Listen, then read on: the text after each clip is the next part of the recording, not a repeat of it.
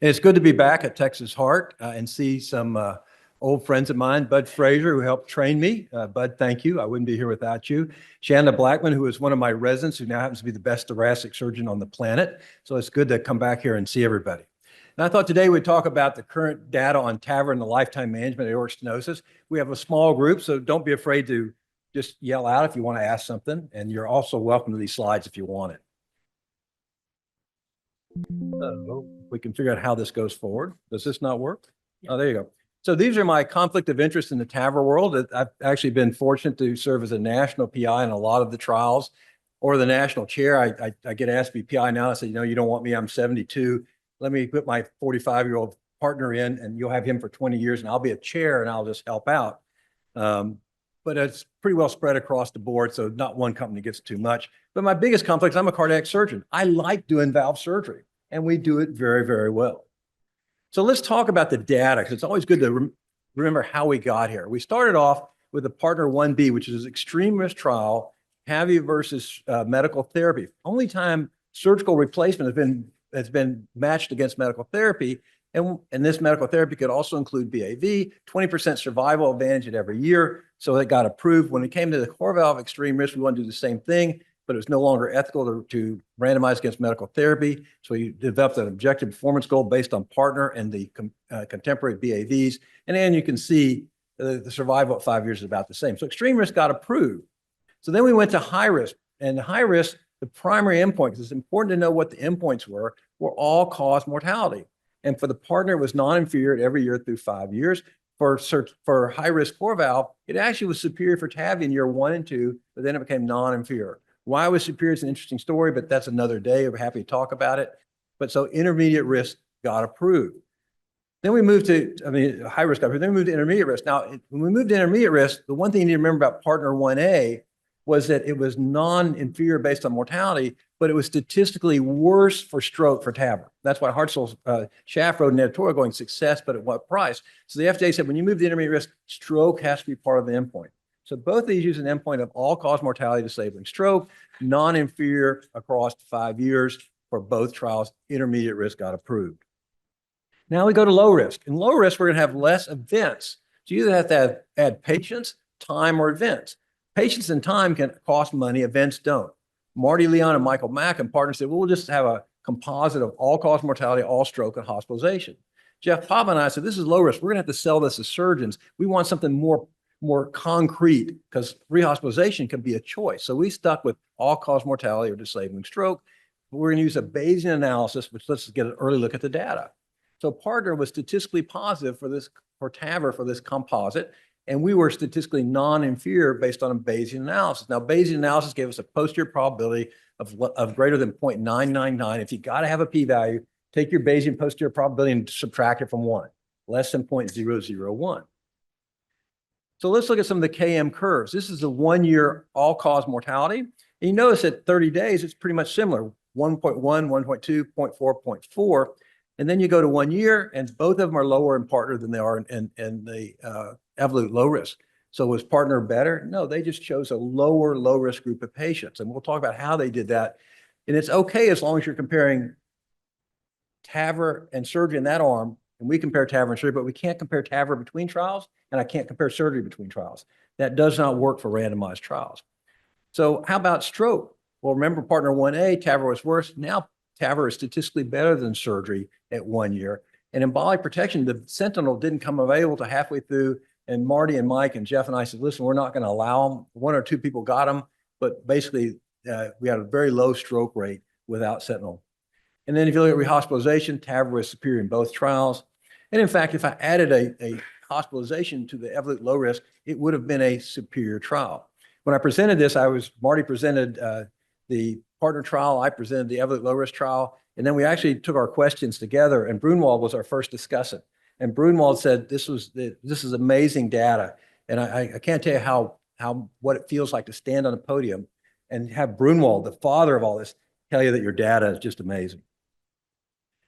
So where have we gone? Well, now this is the primary endpoint, 1 year. Remember, all-cause mortality, all stroke, and this is at 5 years. Now we've gone from statistically positive to non-inferior. How about all-cause death? Well, all-cause death is still non-inferior, but the lines have crossed, which is exactly what happened in the PARTNER 2A trial for XT versus surgery. Now this is S3 versus surgery. Non-inferior, but clearly moving in the wrong direction. And all stroke started off superior, now it's non-inferior. So surgery is catching up to a little bit here. How about the Evolute low risk trial? Well, again, it's going to be a randomized trial between surgery and Evolute. And you have to have a 3-leaflet valve. You have to be low risk, which was a expected mortality of 3% or less. And anatomy had to fit both TAVR and surgery. And they'd be randomized 1-to-1. And this is from May 2016 to May 29. So when you look at this data, well, people come up to me now and say, well, listen, your data seems bad. I go, remember, this was done 10 years ago. And that's how we were doing things 10 years ago. And we're going to follow these people for 10 years. The other thing that's different is I actually had an arm insert TAVR low risk that was for revascularization, either PCI or surgery. And again, because it started 10 years ago, we were still using first generation valves, the core valve 31.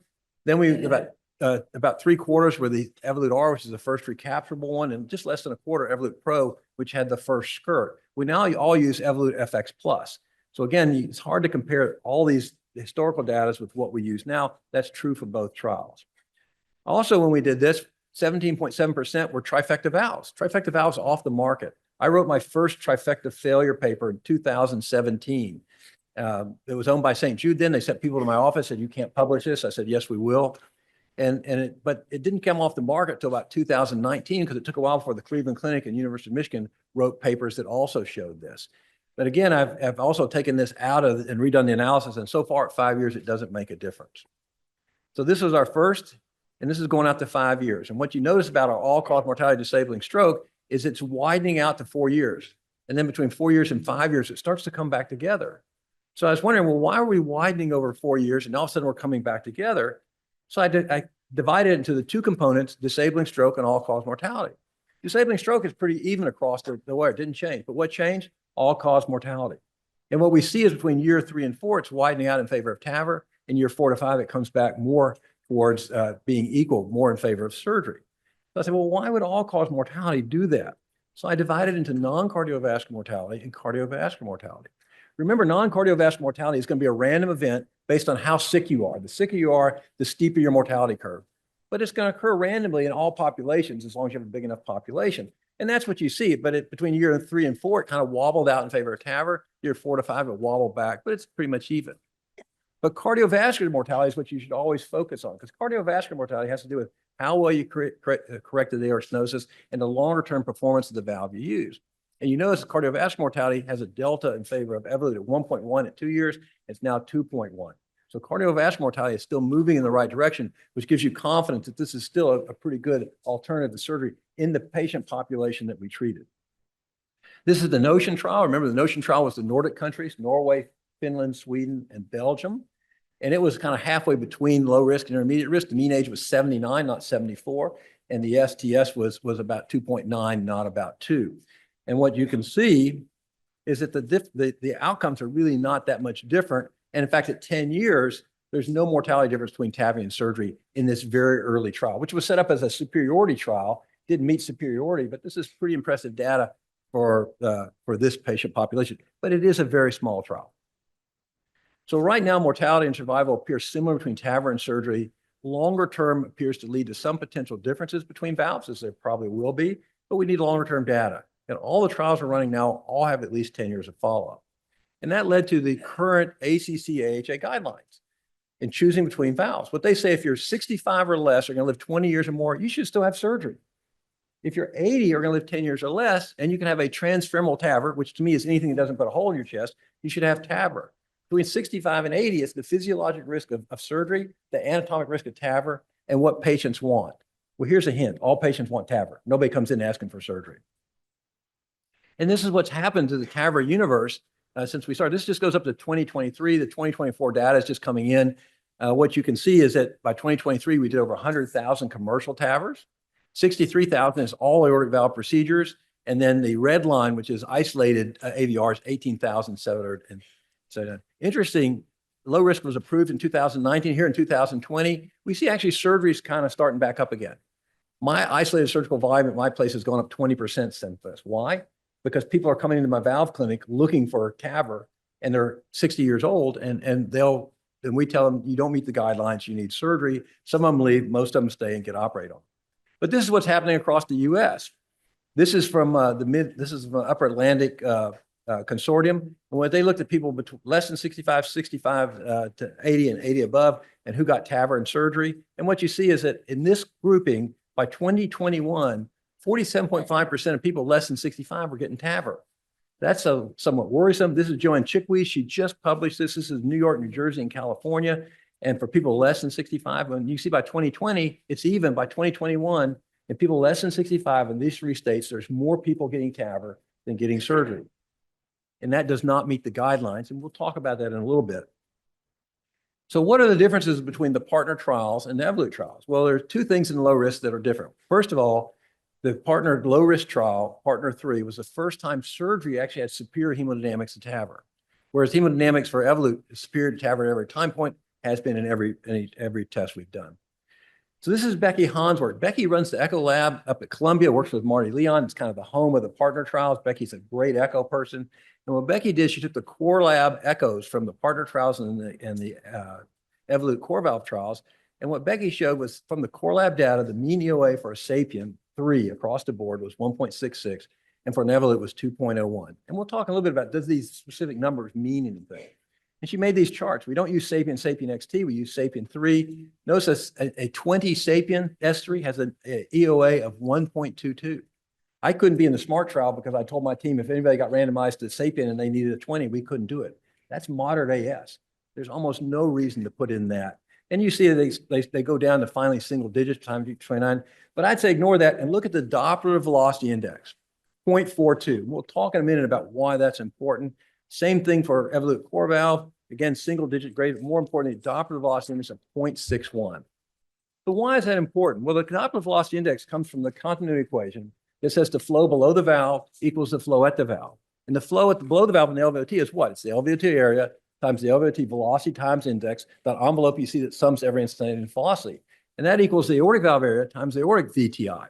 If you rearrange that and divide the LVOT VTI by the aortic VTI, which is the Doppler velocity index, it gives you aortic area divided by LVOT area. So what this does is it normalizes the flow, because it's just flow above and flow below. It normalizes the size, because it's just telling you what percentage your aortic valve opening is to your LVOT. Doesn't give you the opening. So would you rather have an opening that's 42% of your LVOT or 61? If that was your only question, there's no question that one has a bigger opening than the other. So pay attention to this because it normalizes to things. If you measure your LVOT wrong in echo, you're going to get an EOA that's all over the board, and flow gets your grade up and down. This is independent of that. The other thing you'll hear a lot about is pressure recovery. You know, what is pressure recovery? You guys see this in the lab all the time. You do a TAVR and there's no pressure, and you come by the next day and you have no gradient, and you come by the next day and there's a gradient of 10, 11, or 12. Why is that? Well, pressure recovery comes from the first law of thermodynamics. It says energy can be neither created nor destroyed. It can only change forms. So the left ventricle squeezes so there's more pressure in the ventricle than the aorta. That's a pressure. That's a ball sitting on top of the hill. Remember high school physics? What is that? That's potential energy. And then it moves to the valve. High school physics, kinetic energy. So if you gain kinetic energy, you drop potential energy. That's why your pressure drops across the valve.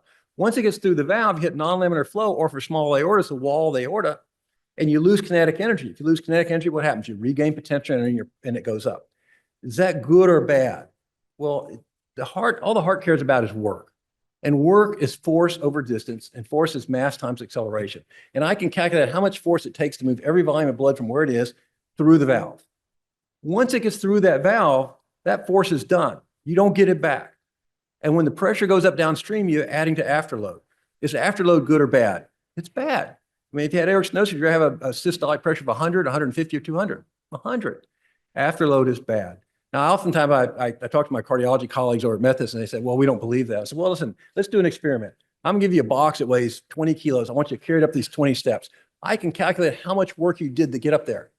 Take 5 steps back and get some height recovery. How much work did you get back? 0. So it's important to understand DVI. It's important to understand pressure recovery. Now, this comes from Ramatula. Ramatula was a cardiologist at Cedars back in the 70s. What Ramatula said is the surgeon puts in a valve that doesn't have an opening as big as the normal valve, they have mismatch. Well, of course, none of the surgical valves didn't have openings that were the same as that. So he changed it that the surgeons put in a valve that has an opening that's too small for the physiologic needs of the patient. They have mismatch, but that was still kind of nebulous. And so Peebereau and Dumasil in Canada took 68 patients and they looked at the mean gradient at peak exercise versus index orifice area and looked for bends in the curve and came up with a definition of severe PPM of less than 0.65 centimeters squared per meter squared, moderate between 0.65 and 0.85. And every year we seem to change a fudge factor for obesity. We use this every day. This is built on 68 patients, like many things that we do in our life, only a few patients. So does it matter? Well, when it started, I had some of my cardiology friends say, well, you know, that matters for surgery, but it doesn't matter for TAVR. We're different. Well, I'm not really sure. The heart doesn't care what kind of valve it has, just how hard it is to push the blood out. And this is Howie Herman's work. And Howie showed from the TVT registry, if you had severe patient prosthetic mismatch in your TAVR, it was already a marker for increased mortality at 6 months.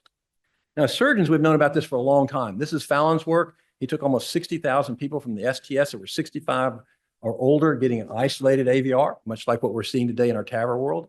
And what he showed us that any degree of patient prosthetic mismatch, moderate or severe, was a marker for increased mortality and increased rehospitalization for heart failure and reintervention. This is Raj Makar's work. This just came out. Raj works at Cedars. He does a lot. This is his S3 low-risk population looking for patient prosthetic mismatch. And 31.6% had moderate, 7.4% had severe. And what he showed is if you had any degree, it increased your all-cause mortality, increased your cardiovascular mortality, increased your hospitalization, just like in surgical valves. Did not affect stroke. This is Flaming's work from Germany. What Flaming showed us was that patient prosthetic mismatch is also associated with structural valve deterioration. In fact, there's a lot of things that are associated with accelerated structural valve deterioration, being female, small body surface area, small valve size. There's only one that's associated with increased mortality and structural valve deterioration. And here's why I said, well, I ask people, why do females have more structural valve deterioration? Is it because they're weaker? You know, you say that at my house, you sleep on the sofa. Why would females have more structural valve deterioration than men? They're smaller. They get smaller valves. The smaller valve you start with, the quicker you reach structural valve deterioration. That's why surgeons need to put in bigger valves. And if you had moderate or severe, if you're in the low-risk trial, at the end of a year, if you were randomized to the surgical arm, you had a 5 times greater chance of having patient prosthetic mismatch than the TAVR arm, which may explain some of the mortality. And if you look at the 2 low-risk trials, the rate of patient prosthetic mismatch was vastly different. Not a surprise. Look at Becky Hahn's data. So patient prosthetic mismatch, it increases your mortality, it inhibits your recovery. Patient prosthetic mismatch is bad. If you take one thing away from this lecture, patient prosthetic mismatch is bad, no matter what kind of valve you put in there. Now, this is Gorland's work. This is from 1955. I was 2 years old. I was fascinated by this. This is what got me interested in cardiology, but I wasn't smart enough to be a cardiologist. I went to heart surgery. And what Gorland did was he looked at aortic flow on the vertical axis versus mean gradient on the horizontal axis. The blue lines are fixed orifice areas. The red lines are as if you had fixed cardiac work. You couldn't increase it. So what is normal flow? Well, it's about 250 cc's a second across the valve. High flow is about 550. And so find the line for 1. If you look at normal flow, the mean gradient's about 40. That's what you expect, right? Now go up to high flow and maximum work. Now your mean gradient's 130. That's why these people die if they try to do stuff. But if you go from 0.2 to 0.4 to 0.6, 0.8, it's not linear. Why? Because it's related to the square of the radius. And in fact, you have to get to an EOA of about 2 before you can really increase your flow without increasing your gradient. That's why as we move to younger, more active people, this becomes more and more important. And in fact, in Certavi, I did a 6-minute walk test before, one at 30 days. At 30 days, TAVR beat the pants off of surgery walking. Not surprised, you're still recovering. By 1 year, you know, the KCCQs have equalized, they should be the same. No, TAVI's still better. And at 2 years, TAVI's still better. Is it because we have better hemodynamics? Maybe. I don't really know. It may be because we all know that we see people that get surgery. Some people just never let themselves get better. But this is certainly a different physiologic response. How about pacemakers? Well, there are clearly more pacemakers in the early self-expanding valves of any type than there are in the balloon expanding valves. And this is the low-risk trial. I went back and looked at the pacemaker rate. This far circle is Hemel-Gada, who is my lead implanter. This is my site. The more you put in, the lower your pacemaker rate. In fact, Hemel introduced us the concept of cusp overlap. Coplanars are almost always LAO views. They shorten the LVOT, and you don't really know where you're landing. In fact, when we first started, we put them in coplanar, and then I'd do a surface long axis, no color echo. And I was thinking I was at 3 or 4, and I go, wait a minute, that thing's already down at the hinge point of the mitral valve. That's 5 or 6 millimeters down there. Why is that? It's because you need to expand the LVOT, which is more of an REO view, and that's the cusp overlap view. And in fact, with cusp overlap, this is a paper I published with Jim Harvey showing that, that in the TVT, the rate now is less than double digits. In fact, my rate tends to run 6 to 8% because you get a better implant. Hemodynamics is a function of the valve. Pacemaker is a function of how you implant it. So randomized trials are great, but randomized trials only apply to populations similar to the ones tested. So one thing you have to ask yourself when you look at this, who was not tested in these trials? Well, who was excluded? Bicuspid valve, significant coronary disease, unfavorable anatomy, associated procedure, and appropriate for mechanical valve. If you look at your people coming in right now, this is 30 to 40% of people you see in valve clinic. Now we're starting to treat some of these, but they weren't tested in the trial. Most of us for bicuspid use a Seaver classification based on the number of Raphi, either none, 1, or 2. The most common is Seaver's 1, left, right. We see that all the time. And when I was training with Dr. Cooley, which was 83 to 85, sadly, before many of you were born, we were taught that bicuspid was a young person's disease. But truth is, if you're 80, 20% of what we're seeing is still bicuspid. It's a very common disease. And if you move over to China, it's about 9% of the population. It's different. And what Yoon and McCarr showed us was there are different kinds of bicuspid valves. And what they showed us, if you had very little calcification on either the Raphi or the opposite leaflet, you did pretty good, 5.9. If you had just one or the other calcified, okay, 9.5. But if you had a heavily calcified Raphi and a heavily calcified opposite leaflet, then your mortality was 25.7%. So the bicuspid valves you treat are not everybody coming down the pike. We choose very carefully who we treat. This is, again, this is Raj McCarr's recent stuff for bicuspid, this is the Notion 2 trial, again, the Nordic country trial. And what they did is they took people that were less than 75, they randomized between surgery and TAVR, and they included both tricuspid and bicuspid valves. And what they showed is that if you had a tricuspid valve, you did numerically better than a bicuspid valve for survival. And in fact, if you look at these forest plots, the tricuspid valve is pretty much even, but everything's tending towards surgery in the bicuspid. Now, I will tell you, this is a small trial. You know, there's only 176 surgical patients, 194 TAVR patients, but this really begs for a randomized trial. And just yesterday, I got the email that we're starting our randomized trial in the US. We just got it funded. And so I think that's going to give us some really important data moving forward. How about age less than 65? Less than 7% were less than 65 in Partner, 6% less than 65 in Evolute, only 1.3 were less than 60. We didn't test people less than 65. How way to do? I don't know. We don't really know. We don't have data on that. So when people come to you and they're 50 years old, 60 years old, you have to tell them, you know, I can treat you, but the low-risk trials don't apply to you. You are not the low-risk population. Anatomy too big, too small, bicuspid valves, excessive LVOT calcium. Well, anatomy too big, too small, that's easy. If it doesn't fit, you doesn't fit. Bicuspid valves we've talked about, but how about excessive calcification? We really struggled over what is excessive calcification and trying to define it. It's kind of like the old Supreme Court thing, you know, I can't define pornography, but I know it when I see it. I can't define LVOT, but I can know it when I see it. So how many people got excluded? Well, these are all seen by the local expert heart team. Then they go up to the National Screening Committee. You'd think almost all of them be approved. But in the Partner trial, 34% were turned down at the national level. 34%. If you're turning down 1/3 of the people that have been sent up by the local expert teams as okay, you're not taking everybody. Why? Because they chose people that were really, really good for TAVR. That's why the mortality is so low. Again, it's okay as long as you stick within that trial. We turned down 14.8% in Evolute. You know, most of these were for bicuspid valves or anatomy too big, too small. How about significant coronary disease? Partner excluded syntax over 32. Evolute excluded syntax over 22. Evolute had a side arm for revascularization, PCI or coronary. So what's the mean syntax in the revascularization arm? 7. If your mean syntax is 7, we weren't treating coronary disease. So I see people come in with 3-vessel disease and aortic stenosis and they want a TAVR because, hey, we treated it in the low-risk trial. We didn't treat people like that. So how about valve dysfunction? Well, valve dysfunction, remember, are made of 4 components: structural valve deterioration, something wrong with the valve; non-structural valve deterioration, something wrong around the valve; thrombosis, and endocarditis. And this is the VARC3 writing committee. And, you know, we go over that. It has different stages: stage 1, stage 2, stage 3, and it ends up in biologic valve failure, which is either death because of the valve, having the valve replaced, or getting echo parameter that show you've got severe stenosis again. Now, I've been around a long time, and I've seen a lot of early failures with surgical valves. I did a whole bunch of Toronto stentless valves that look great. At 7 years, they failed. It's off the market. As I said, I wrote my first paper about trifecta failure in 2017. It was confirmed by other people. It's off the market. The most important thing to remember is structural valve dilatation is not a class effect. It has to do with individual valves. So it's not going to apply to surgery versus TAVR. It's going to apply to individual valves. Valve durability is really based on valve design and tissue science, which of course is different in each valve.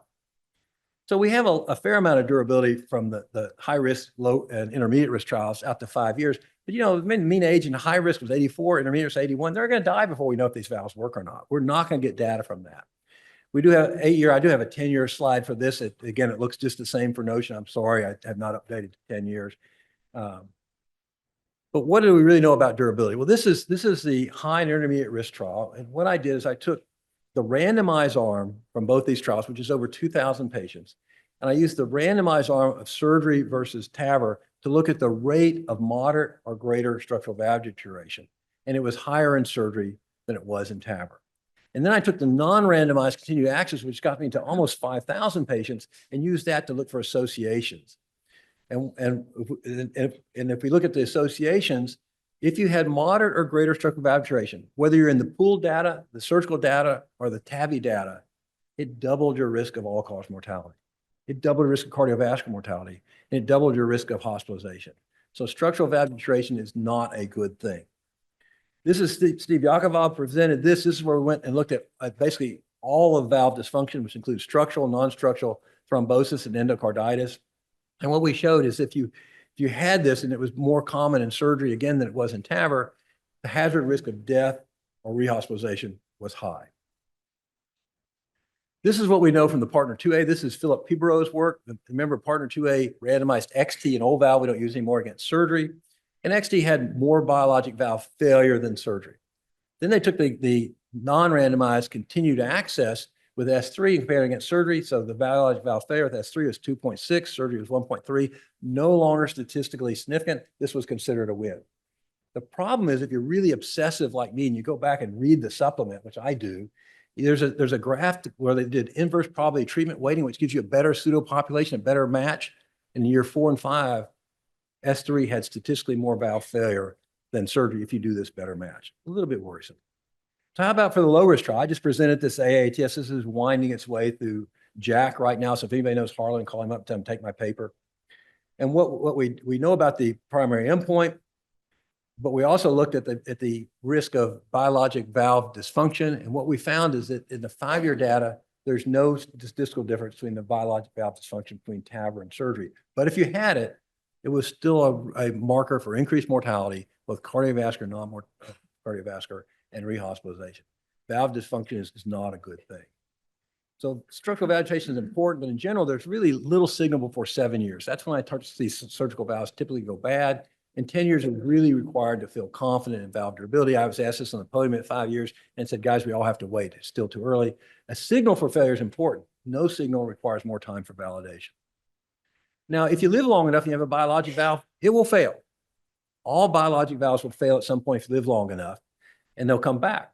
And what we found, at least in our early explant TAVR study, is that TAVR explant carries a hazard risk of 2 to 3 times that of a redo aortic valve. Now, I'll caution you in that when we did this, the average number of TAVR explants done by surgeons was 1. A whole bunch of surgeons did 1. There's a couple of us that did, we do about 1 a week now. And our mortality is really dropping down to be like that. But there's some tricks that you have to learn. And I was recently up I was actually in Florida, and I was talking to a group of surgeons, and they were asking how you get out. And the guy said, you just pull it. I said, oh God, never pull. If you pull, everything comes with it. You push to the middle like an endarterectomy to get it out. And so surgeons need to learn this. This will be the fastest growing surgical procedure for cardiac surgeons over the next 5 years. Because as you saw, we did 103 TAVRs in 2023. We probably did 125 last year, and we're doing younger patients now. So how do you decide how long is somebody going to live? Well, this is from Sweden. This is Sweetheart. The Sweetheart database is one of the best databases in the world. It was started by 2 cardiologists on a Mac, and it's become a national database. Everybody goes into this for surgery or TAVR or PCI, and deaths by law are reported back. So it has 100% follow-up. So they took people who are greater than 60 with isolated aortic stenosis, and what they did is they divided them up into 3 groups: low risk blue, intermediate risk red, and high risk black. Not surprising, the higher your risk, the more often you died. So then they took the low risk and they divided up by age groups, 60 to 64, 65 to 69. And you see the younger you are, the longer you tend to live and the lower your mortality is.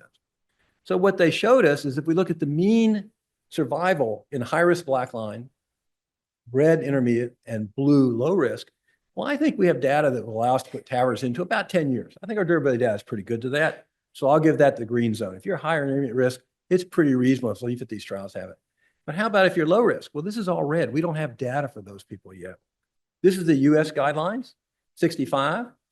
This, I have to apologize, this was the European guidelines. They just got changed within the last week. They used to say if you're less than 75 and low risk, you got surgery. They changed it down to 70. And so it still moves a little bit. There's a whole lot we still don't know about this. Now, this is George Train's echo data from Australia. They have a national echo database in Australia that's tracked to their national mortality. And what he showed us that any level of aortic stenosis, even mild, causes an increased mortality. Aortic stenosis isn't good at any level. In fact, moderate mortality is pretty close to that of severe. And that's why you're going to be seeing more and more studies on asymptomatic and moderate aortic stenosis. So finally, for my fellow surgeons, what do we need to do if we want to remain competitive? Well, one, you can do them both, so I never lose. But you need to do some other stuff. We need to put in bigger valves. In the low-risk trials, only 4 to 5% had annular enlargements. Why? Because all we had really available was the Nix and Manugian. There's these posterior enlargements, which let you go up generally one size, sometimes two, but mainly one size.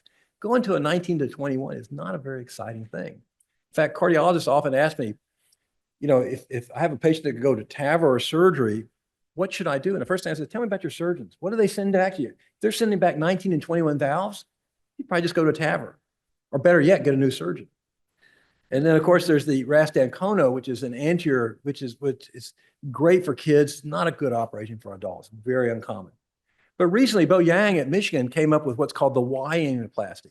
Bo was doing an endocarditis case, and the whole area just fell apart, and he had to rebuild it with a big patch of Dacron. And when he did, he realized, hey, I can put a bigger valve in. So he developed this, what's called the Y angioplasty. I think we should call it the Wang angioplasty after Bo because he developed it. And what you do is you cut down between the non and the left, and you cut underneath the annulus to the trigones. And then you sew in a patch. Now, Bo uses a flat patch. I cut a graft, so I like the curve of the graft. And so what you have is the blue lines, that's the annulus that was there before. We're going to keep using that. And this is what the valve is going to tilt up to. So you get this much extra space. I can always go up to usually 3 and sometimes 4 sizes when I do this. About 40% of my people get this now. I will not let a female leave with less than a 23. I will not let a male leave with less than a 25. That's going to fundamentally change what you're going to see in the future for potential TAVR infection.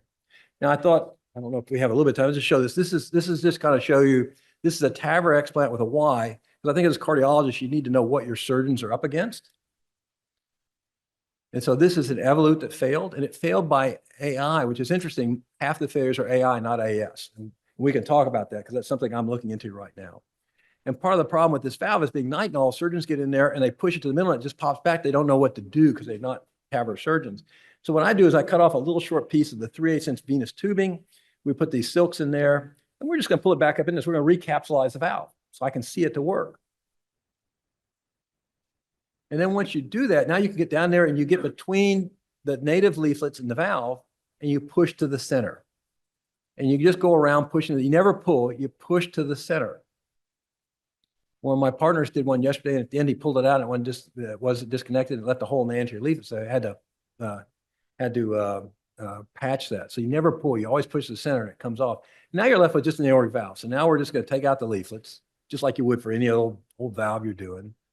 The interesting thing is when I do these, the calcium doesn't seem as stiff. Now this is a 19 sizer, goes in, replica in, goes in but hard, 21 sizer. I could not get it to go in. I tried a lot harder than this, but I could not get a 21 to go in. So now we're looking at a 19, which is too small. So now we're going to cut down. We're going, you can see the left and non-commissure down there. We're going to go right through it. There's the commissure post, right through it. And now we're going towards the non. We're cutting underneath the annulus. And we're going over, you can see the mitral valve down there? You can see us going to the trigone.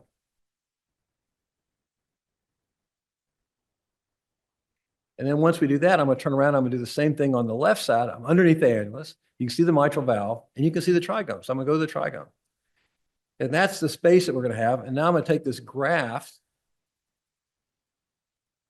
And I'm going to cut a piece off, and I'm going to cut it longitudinally.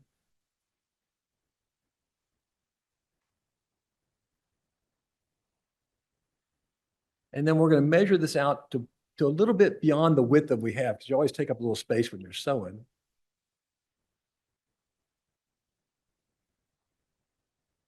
So we've kind of measured it. Now we're going to cut it.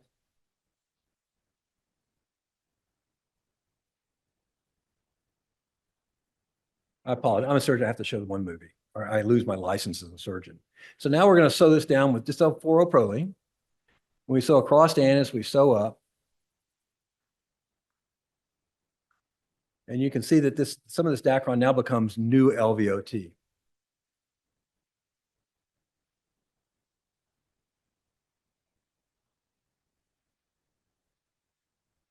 And the trick I teach my new surgeons is sew really high, higher than you think, because the valves can come up higher than you think.